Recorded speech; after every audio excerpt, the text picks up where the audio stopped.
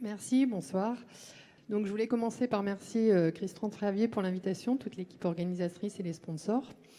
En fait, quand Innovia m'a contacté, on m'a demandé de venir partager ma vision de l'innovation. Donc, c'est plutôt sur un champ, on va dire, personnel.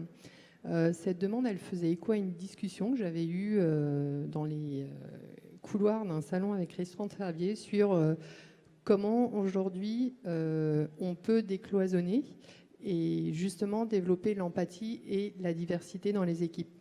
Donc sur le moment, j'étais très emballée de venir partager cette vision. Aujourd'hui, je suis devant vous, c'est un petit peu plus stressant, on va le dire comme ça. Mais allons-y, let's talk. Donc je voulais savoir, est-ce qu'il y a beaucoup de Mayennais dans la salle? Quelques-uns quand même. Donc en fait, je suis ravie d'être à Laval parce que ça me rappelle clairement mes 2 années de folie à l'IUT, technique de commercialisation. Et en même temps, avant de vous raconter mes souvenirs, je vais commencer quand même par vous parler d'innovation. Donc l'innovation, donc normalement là il y a une slide qui vous montre un petit robot DHL. En règle générale, en fait, quand on parle d'innovation, on pense produit, on pense service. Aujourd'hui, moi je voudrais plus vous parler de l'innovation comme un état d'esprit. Donc là, normalement, vous avez le dessin du design thinking avec les 5 étapes. Donc, je ne vais pas vous refaire la conférence sur le design thinking puisque Emma Dégage en a fait une cet après-midi qui était très intéressante. En fait, moi aujourd'hui, ce dont je voulais vous parler, c'est de la première phase en fait du design thinking. Aujourd'hui, innover, c'est plus aussi simple que dans le passé. Les problèmes sont désormais bien plus complexes et dans beaucoup de situations, il reste même à définir le problème de départ très concrètement. Donc aujourd'hui, quelle nouvelle direction l'entreprise elle doit prendre, comment elle doit servir ses clients à l'avenir, comment elle peut suivre le rythme du changement permanent et malgré tout garder une longueur d'avance en fait face aux disruptions qui sont de plus en plus fréquentes sur tous les marchés.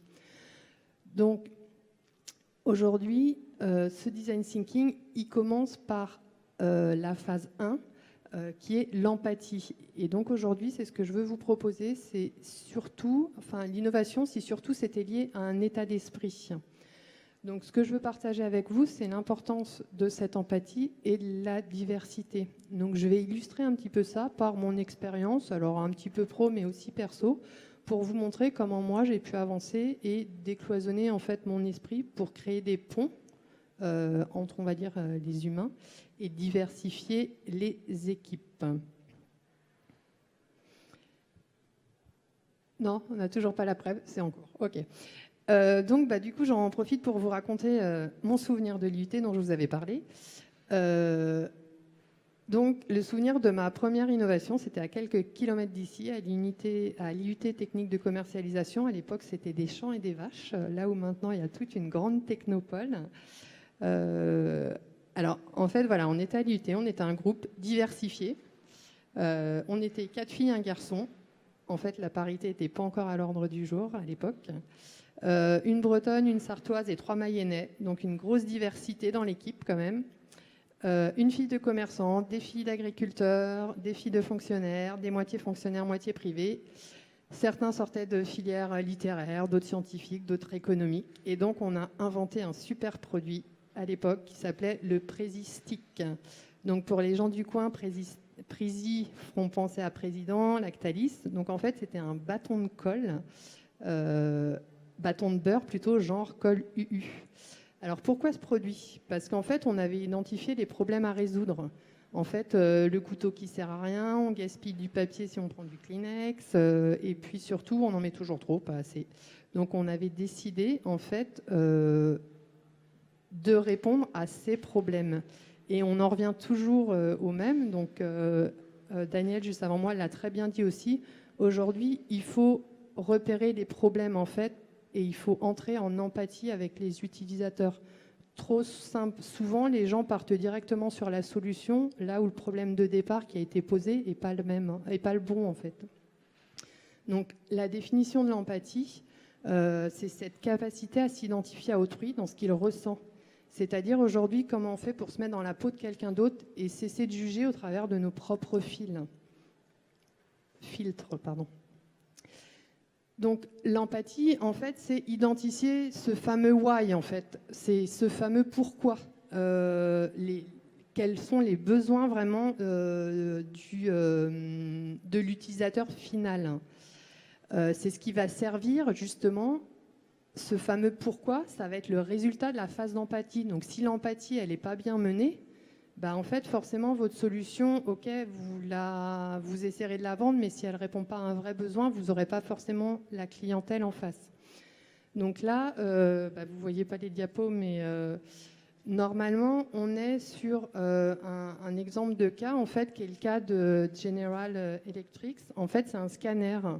C'est un ingénieur, en fait, Doug, qui a inventé un scanner. Et puis un jour, donc il a fait ça avec toute une équipe d'ingénieurs, il va sur le terrain voir comment ça se passe. Et là, en fait, il se rend compte que c'est le drame parce que passer un scanner, c'est beaucoup d'émotions, beaucoup de stress, donc beaucoup d'anxiété, besoin de beaucoup de personnel en fait dans l'hôpital, des médicaments éventuellement additionnels. Donc tout ça, c'est des coûts. Et en fait, il comprend qu'il n'a pas répondu finalement à la bonne question. En fait, lui, il avait traité le problème, comment obtenir des clichés pour pouvoir poser un diagnostic. Mais si on remonte avec les fameux 5 pourquoi dont a parlé Emma cet après-midi, en fait, le problème qu'il identifie cette fois-là, en venant observer comment ça se passe, cette fameuse expérience patient, c'est comment on pourrait faire vivre une nouvelle expérience à un patient pour faciliter la prise de clichés. Et donc là, vous avez sur ce scanner, en fait, tout un univers qui est créé, c'est-à-dire que demain, vous allez plus passer un scanner, vous allez limite dans un parc d'attractions.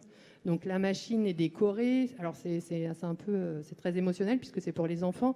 Donc le scanner, c'est un bateau pirate, la salle est décorée, ce qui fait que le gamin, à la fin, il ressort du scanner et plutôt que de hurler que plus jamais de sa vie veut revivre ça, là, c'est limite, il va dire quand est-ce qu'on recommence. Donc là, on voit qu'il y a un patient qui va vivre une nouvelle expérience, mais il y a aussi des coûts en fait, qui vont diminuer pour l'hôpital puisqu'il y aura besoin de moins de personnel, il y aura moins d'anxiété, donc moins de médicaments. En fait, tout le monde, en ayant travaillé sur le bon problème de départ, va être gagnant. Donc, comment développer son empathie ? Donc aujourd'hui, moi, comment j'ai fait en fait pour avancer là-dessus ? En fait, alors, je vous montre quand même le scanner. Donc voilà, ça c'est le scanner avant, quand on répond au premier problème qui est très technologique, et le scanner après. Donc là, vous pouvez aller voir après sur Internet, il y a pas mal de photos de ce cas, en fait, qui est vraiment très très intéressant parce qu'il est duplicable vraiment à plein d'univers. Donc aujourd'hui, développer son empathie, en fait, il faut cultiver son ouverture d'esprit. Donc comment on fait ça ? On peut lire des récits, on peut voyager. Aujourd'hui, grâce à Internet, on a quand même accès à plein de choses pour comprendre d'autres cultures. Et donc, moi, ça avait commencé, je vous ai dit, à Laval il y a 20 ans. Et depuis, c'est une passion, donc je n'ai pas arrêté de voyager. Et donc aujourd'hui, c'est comme ça que j'ai compris pas mal de choses. Donc en Inde, quand on secoue la tête de gauche à droite, ça veut dire oui, en fait. Donc il faut le savoir. Les premières fois, vous ne comprenez pas bien. Et puis au fur et à mesure, ça vient. J'ai compris qu'en Asie, le non ne fait pas partie de leur vocabulaire. Donc jamais un Asiatique vous dira non, c'est pas possible. Il vous dira oui, blablabla. Et en fait, au bout de quelques mois, vous identifierez que ce oui, en fait, c'est un non. Donc ça, je l'ai appris en voyage, mais je l'ai appris aussi dans le milieu de l'entreprise, quand on collabore avec des équipes chinoises, par exemple, ça peut être vraiment source de... Il y a un gros travail à faire pour réussir à se comprendre. C'est comme ça que j'ai compris qu'il y avait le rapport au temps était très différent en fonction des continents. Donc, par exemple, en Indonésie, où j'ai vécu un an, on va dire que le court terme, c'est quelques heures, le moyen terme, c'est 2-3 jours, et puis le long terme, c'est 2 semaines. Donc, on est sur un autre ratio et c'est intéressant de comprendre ça puisque chez nous, on va être sur un rapport au temps qui va être semaine, mois, année. Ça veut dire que quand on développe un projet à l'international, c'est intéressant d'avoir cette vision à la fois interne dans l'entreprise, mais aussi à la fois utilisateur. C'est-à-dire que si on conçoit le produit vu de notre point de vue d'Européen pour des Asiatiques, autant vous dire qu'il y a de fortes chances qu'on ne trouve pas notre marché. Après, c'est aussi comme ça que j'ai compris que la France, c'est certes une puissance économique, mais quand on est en Australie ou aux États-Unis, c'est un tout petit point en fait dans le globe, et que finalement, là où des fois on se dit ouais, mais alors Laval, Angers, Le Mans, en fait, pour un étranger, tout ça c'est la France. Donc en fait, il faut qu'aujourd'hui on soit aussi tous unis et qu'on travaille ensemble. Comment on peut aussi développer son empathie ? Alors là, c'est une autre expérience personnelle, c'est il faut sortir de sa zone de confort. Donc sortir de sa zone de confort, pour moi, ça a été ça. Ça a été la plongée sous-marine. C'est un moyen de perdre ses repères, en fait, pour apprendre à en construire d'autres. C'est éveiller ses sens, c'est développer, en fait, sa communication non verbale, affronter ses peurs et du coup aussi développer cette empathie, puisqu'aujourd'hui, en fait, on plonge jamais seul, on est toujours au moins 2 ou 3. Et ça veut dire que rien qu'en regardant votre partenaire, il faut comprendre en fait ce qu'il vous dit. Et ça, c'est vraiment des compétences et des capacités qu'une fois que vous les avez sous l'eau, en fait, sur Terre, vous vous rendez compte que mine de rien, c'est très utile. Expérimenter. Donc, après les voyages, en fait, nous, on a pris la décision de partir complètement 1 an pour, quand je vous dis de sortir de sa zone de confort, sortir encore plus. Donc, on avait une zone qu'on aimait beaucoup, qui était Bali en Indonésie. Et en fait, on s'est dit, tiens, peut-être qu'on aimerait monter un club de plongée sous-marine. Comment on va faire ? Alors ça, c'est aussi dans la démarche de design thinking. On en a parlé un petit peu cet après-midi. Il faut tester. Donc, comment on a fait ? Alors, soit on faisait une étude de marché depuis la France.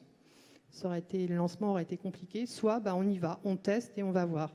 Et on a bien fait d'y aller, puisque aujourd'hui, ça nous a vraiment permis de comprendre certains points dont je vous ai parlé tout à l'heure, ce rapport au temps qui est très différent. Un monde, en fait, où à la fois il y a la misère et la richesse qui se côtoient. Et puis en même temps, on a été finalement étranger dans un pays qui, quand on est touriste, est très accueillant, mais en fait, quand on est travailleur, en fait, est très protectionniste. Donc, ça veut dire finalement, on est étranger et qu'on travaille illégalement dans un pays. Donc, ça permet, aujourd'hui, moi, ça me permet, quand je suis en France, de comprendre d'autres situations.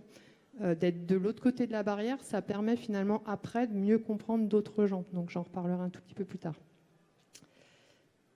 Alors, comment encourager... Donc, ça, c'était l'expérimentation. Comment on peut encourager en fait cette diversité ? En tout cas, comment moi je l'ai encouragée ? Quand je suis revenue d'Indonésie, puisqu'on a pris la décision finalement de ne pas rester dans ce pays, où finalement développer un business là-bas, c'est faire avec des règles qui sont des non-règles, beaucoup de corruption, donc au moins c'est officiel. Mais voilà, faut accepter de faire avec ces règles, ce que nous on a refusé. Donc par contre, quand je suis rentrée, moi j'ai décidé que j'allais créer des ponts. Donc comment j'allais créer des ponts ? En fait, je suis allée travailler dans les quartiers prioritaires. Et justement, je me suis dit, tous ces gens, en fait, ils ont plein d'idées parce qu'ils ont, alors je ne l'ai pas mis là, mais s'il y en a qui ça parle, l'innovation frugale, je vous invite à regarder un peu. C'est un concept indien qui est assez intéressant. C'est qu'en fait, souvent, ils n'ont pas d'argent, mais ils ont plein d'idées. Et en fait, ils sont hyper agiles. Et d'avoir ces gens-là dans les équipes, là où chez nous, on va se dire, dans les grosses boîtes, le problème, c'est toujours le manque d'argent, clairement. Finalement, le vrai problème, c'est pas ça, en fait. C'est qu'en fait, on met que des gens qui réfléchissent de la même manière ensemble. Et finalement, au moindre obstacle, on va s'arrêter. Là où quand on met des gens, en fait, qui viennent d'un quartier, qui n'ont pas d'argent, eux, ils vont en trouver des solutions. Et le problème, l'argent va plus être le problème, en fait. Eux, ils vont plus être sur des problèmes de j'ai pas de réseau, il y a certaines portes qui sont un peu moins ouvertes. Donc moi, je me suis engagée pendant 18 mois dans ces quartiers pour créer des ponts. Je connaissais très bien la ville du Mans. Et donc, ça permet de faire, alors c'est un exemple, mais découvrir c'est quoi un Startup Weekend. Alors d'emmener des gens des quartiers au Startup Weekend, faire 5 km en voiture, c'est le bout du monde pour eux. Ils n'étaient jamais allés dans ce grand bâtiment de la CCI. Et ils participent à ça. Et ça commence à créer ce début d'écosystème, en fait, qui fait que demain, ils oseront revenir et que finalement, les gens s'acclimatent à travailler ensemble. S'impliquer pour décloisonner. Donc ça...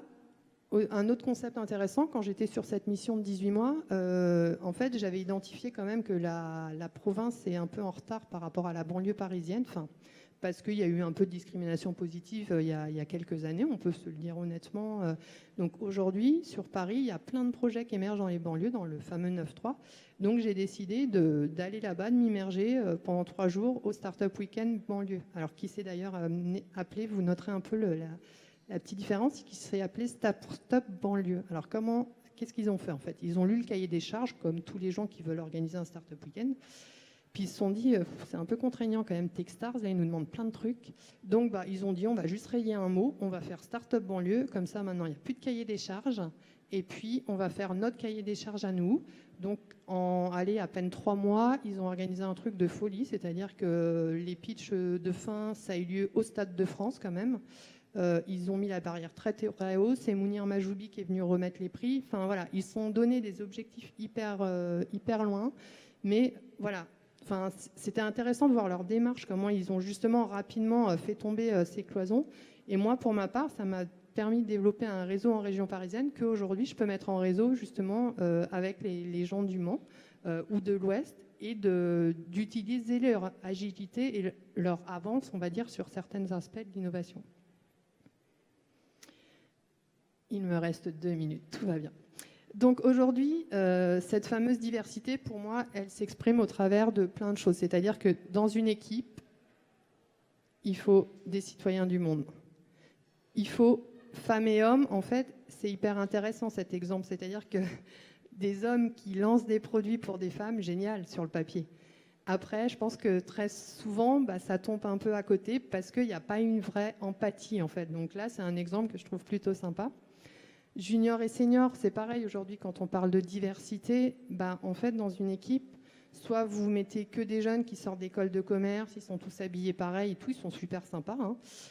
Mais peut-être que de les mixer avec Michel qui fait partie du club de pétanque local, je ne sais pas. Enfin, ça permet vraiment d'apporter un autre angle. Et en fait, c'est des points de vue qui sont pas simples des fois à concilier parce que chacun un peu sur ses positions, mais si on arrive à faire travailler ces gens-là ensemble, en fait, ça permet vraiment d'être plus innovant.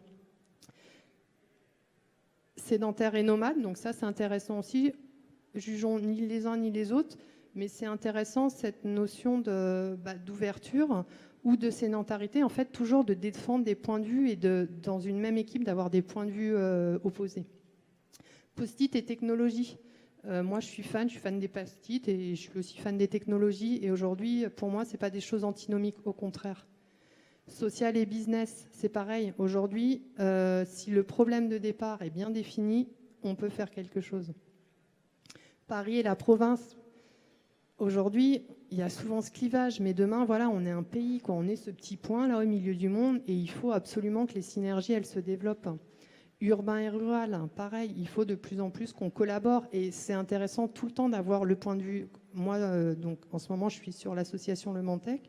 On parle beaucoup de mobilité, donc vous voyez, c'est un petit peu d'actualité là, avec l'essence. Forcément, vu d'un urbain ou vu de quelqu'un qui habite en zone rurale, l'expérience ne va pas être la même et le ressenti, mais du coup, c'est intéressant de cumuler ces points de vue. Et Startup et Corporate. Donc ça, c'est ma mission du moment, en fait, sur le Mantec. C'est comment on fait pour faire travailler ces gens ensemble, puisque les uns ont besoin des autres. Certains ont l'expérience, d'autres ont l'agilité, mais des deux côtés, en fait, on gagne vraiment à faire émerger ces projets et à bosser ensemble.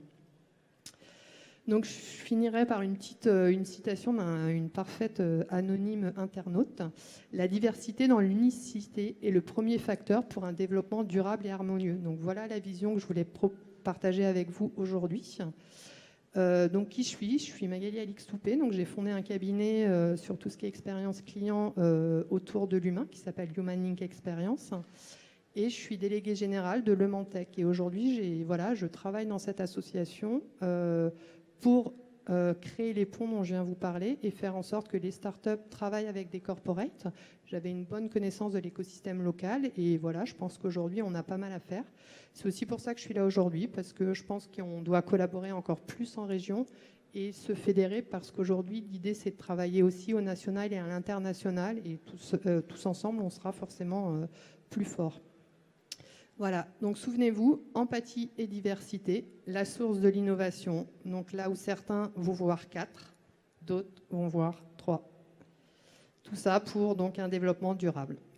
Je vous remercie de votre écoute et je vous souhaite une très belle soirée.